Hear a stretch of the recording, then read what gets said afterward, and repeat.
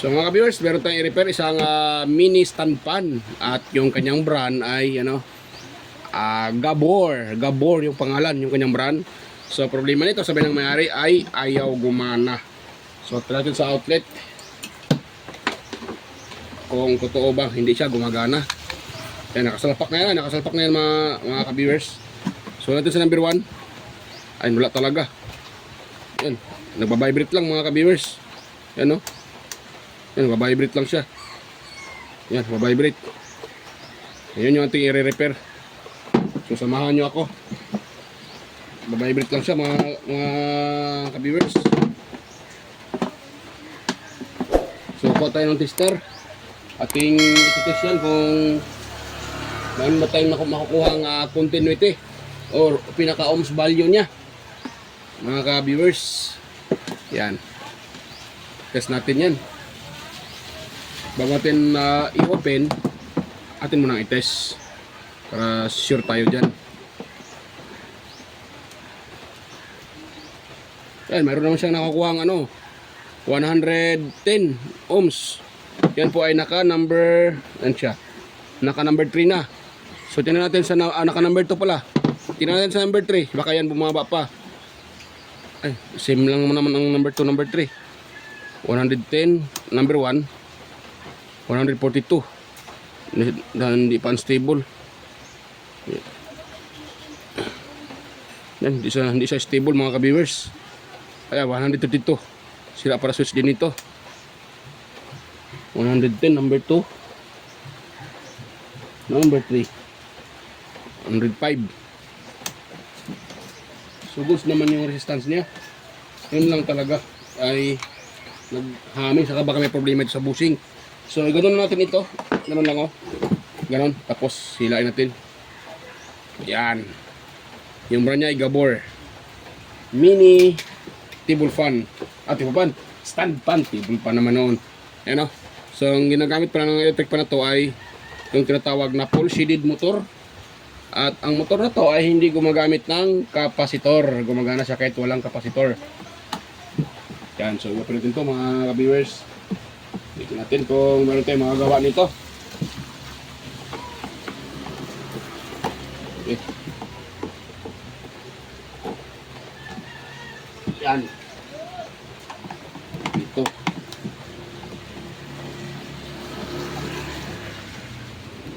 Yan. Tapos dito.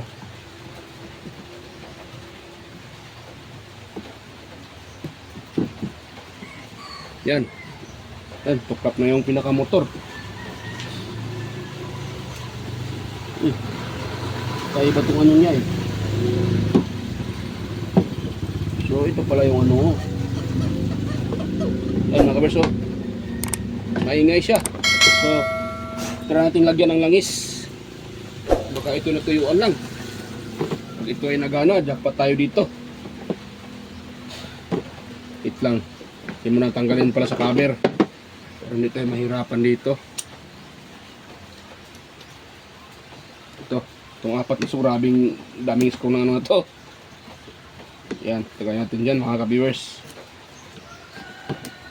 Pati dito. Wala siyang kapasitor pero gumagana ito.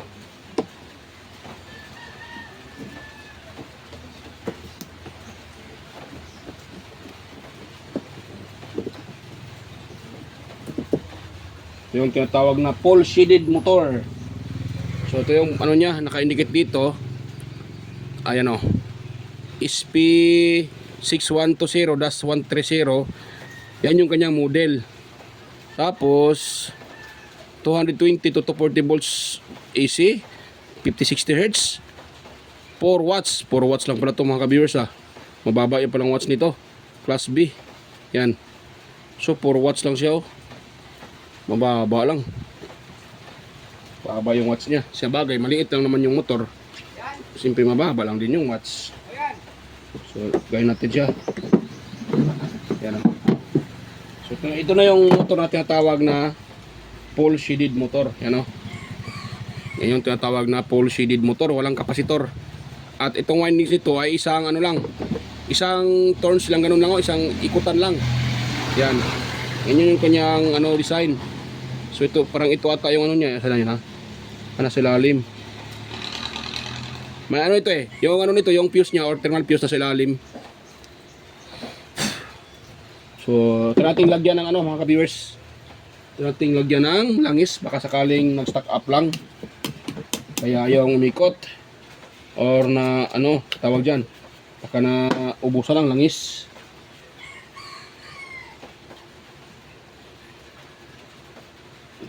Yan. Tapos ganun natin, ganun. Maingay siya, maingay.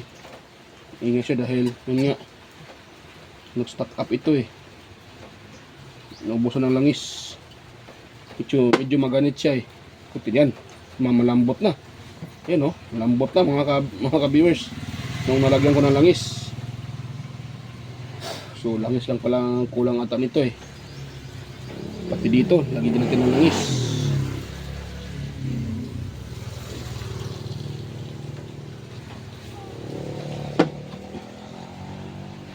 Lambot na siya. So ngayon, try nating isalpak sa outlet kung ito iikot na mga ka-viewers.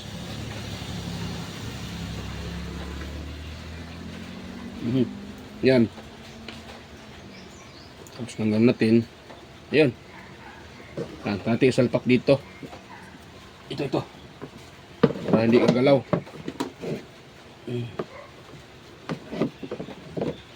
Ganun lang, pwede na yan, ganun lang.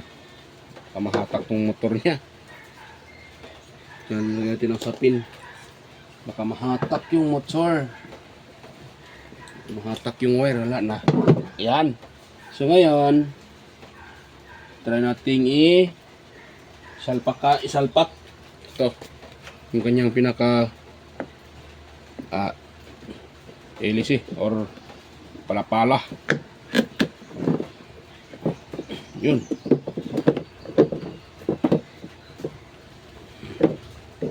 Yan. Hindi naman super tama.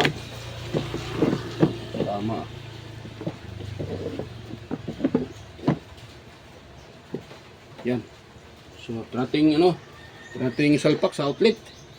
Kung yun po ay nagana na. Saan naman itong aking extension. Yan. Uy, hindi nakaano ah. Kanyang pihitan. Yan, try ito sa number 1. Yan, naka number 1 na yan mga ka-viewers. Yan, naikot na. Ayun, yun lang pala ang problema. Kulang lang sa langis at linis. So, try natin number 2. Yan, naka number 2. Okay na siya mga viewers. Nilagyan ko lang ng langis. Number 3. Yun. Goods na. Yun lang pala problema eh. Yan, tumuli na. Ito pinakamagandang i-repair. So yan. Simbolo na natin mga ka-viewers. Itong video na to, wala tong cut ha. Hindi natin ikat. Hindi naman masyadong mahaba. Kaya huwag natin ikat. Yan.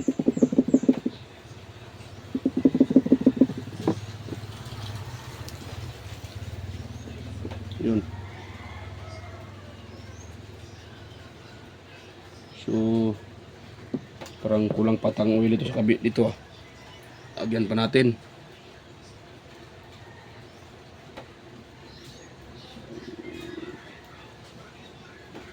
Para hindi siya madaling matuyo. Yan.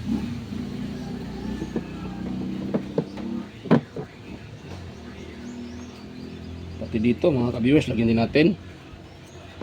Dagdagan natin yung oil kanina dahil kunti lang yung ating inilagay.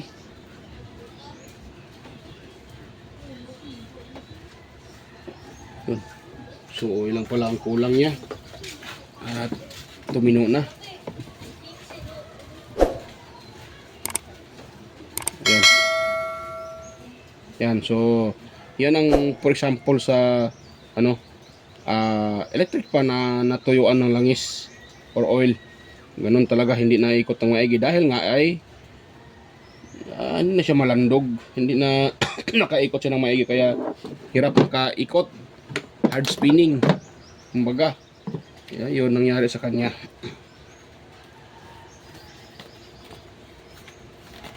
So, atin mo itong linisan.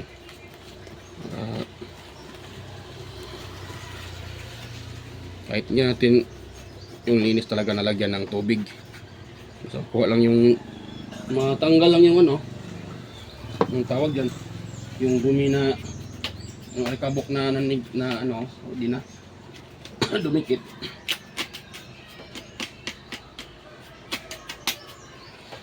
Yan. Ay, matanggal itong mga alikabok na to Dumikit ng maigi. Yan. Yan.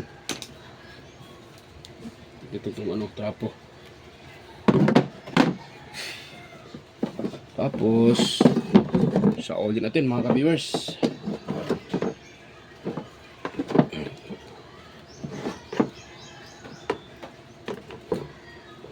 Isauli natin. Isauli. Yun. Yan. O, di ba? O, kita nyo, walang kapasitor. Pero nagana siya. Kahit walang kapasitor, mga ka-viewers. Gumagana siya kahit walang kapasitor.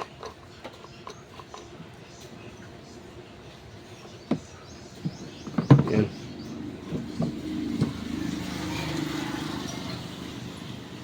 Meron tong ano ito banda nagsiswing ata ito sa tinang ko daw. Parang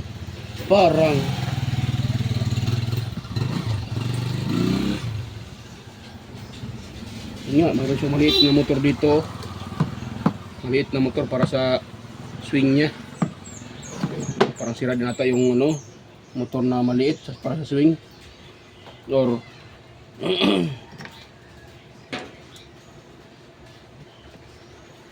yan.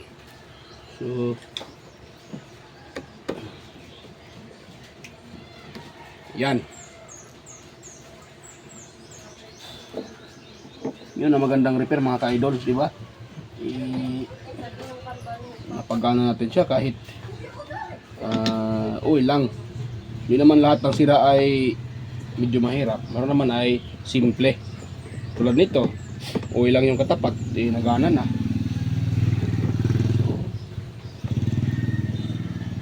Ito magandang klaseng repair. Hindi ka papahirapan mga ka-idol o mga ka-viewers. Yan.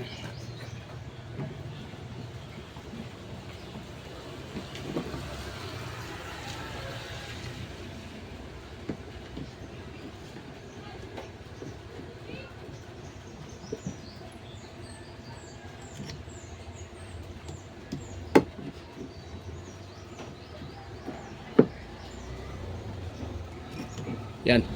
So ano natin, iganon ganon. Yun. Tapos dito tinding linisan. Kahit papasan pagpagan lang natin, tanggal man lang yung dumi dyan na medyo makapal-kapal. So yan, ganun lang siya, ganun lang naman siya. Yan o. Yan. Tapos, siyempre sa ulo natin yung screw na nilagay, yung apat dito. Bago tayo mag-test. O, diba? Ganun lang kasimple mga ka-viewers. Di tayo pinahirapan sa electric pan na to. Pag ganun lang ito mga ka-viewers, pero ang presyo nito nasa mga mahigit 1,000 mga ka-viewers. Mahal ito. But ganun lang to.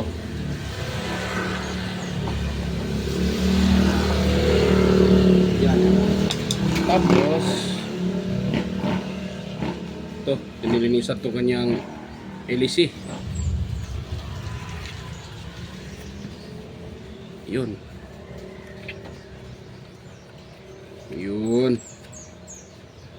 Tapos sa ulit natin